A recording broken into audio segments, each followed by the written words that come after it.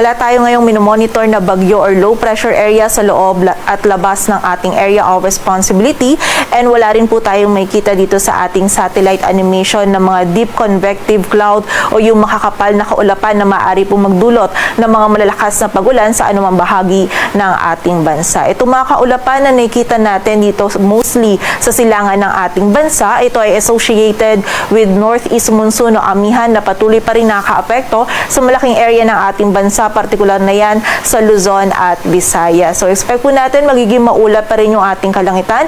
Posible pa din yung mga light rains dito sa Batanes, Cagayan, Isabela, Nueva Vizcaya, maging sa Apayao, Kalinga, Mountain Province at sa area din ng Bicol Region, dala po ito ng amihan. While dito naman sa Metro Manila and for the rest of Luzon, maging dito din sa malaking area ng Visayas, Northern Mindanao at Caraga, magiging bahagyang maulap hanggang sa maulap naman po yung ating kalangitan. Kung meron tayong mararanasan ng mga pag-ulan, mostly yung mga mahihinang pag-ulan or pag-ambon lamang na dala ng amihan. And for the rest of Mindanao naman, possible po yung mga rain showers dulot ng mga localized thunderstorms.